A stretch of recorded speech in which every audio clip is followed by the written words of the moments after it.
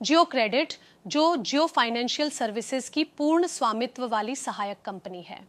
जियो credit के पहले bond issue ने भारतीय पूंजी बाजार में धमाकेदार एंट्री की है।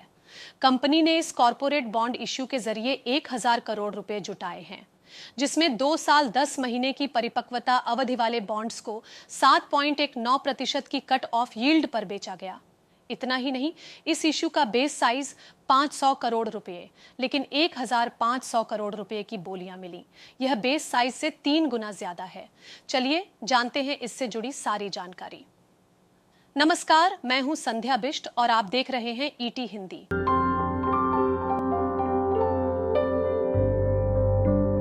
बता दें कि मुकेश अंबानी के रिलायंस ग्रुप की जियो क्रेडिट के पहले बॉन्ड इश्यू के सुपरहिट होना मुकेश अंबानी के नेतृत्व, जियो के ब्रांड वैल्यू और एएए क्रेडिट रेटिंग की ताकत को दर्शाती है।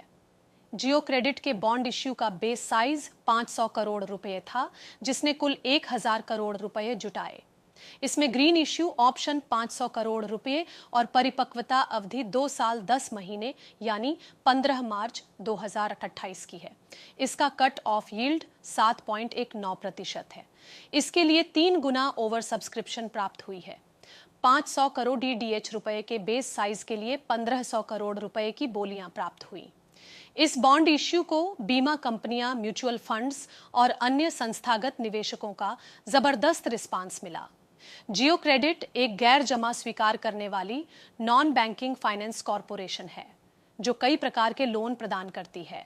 कंपनी का एसेट अंडर मैनेजमेंट मार्च 2025 तक 10,000 करोड़ रुपए था।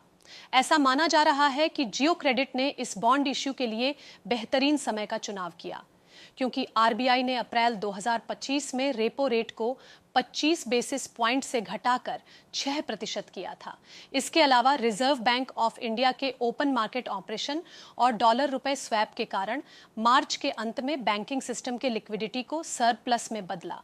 एएए रेटेड कॉरपोरेट बॉन्ड्स की यील्ड 7% से नीचे पहुंच गई। ऐसी परिस्थितियों के कारण जियो क्रेडिट को कम लागत पर फंड जुटाने का मौका मिला। जियो क्रेडिट ने मार्च 2025 में 3000 करोड़ रुपए जुटाने की प्लानिंग की थी, लेकिन बाद में ऊंची यील्ड के कारण कंपनी में प्लान में बदलाव करके 1000 करोड़ रुपए के 3 महीने के कमर्शियल पेपर इश्यू किए।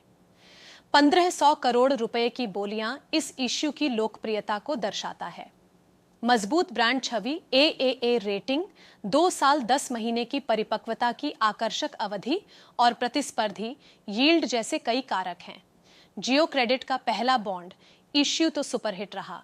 ये भविष्य में और बॉन्ड इश्यू की राह को खोलता है। यह सफलता जियो के ब्रांड, रणनीतिक समय और निवेशकों के भरोसे का नतीजा है। ऐसा माना जा सकता है कि भविष्य में कंपनी आर&ड पोर्टफोलियो, फिनटेक समाधानों और पूंजी बाजार में और बड़े कदम उठा सकती है। इस वीडियो में फिलहाल इतना ही। जानकारी भरे ऐसे ही और वीडियोस के लिए आप देखते रहें ईटी हिंदी।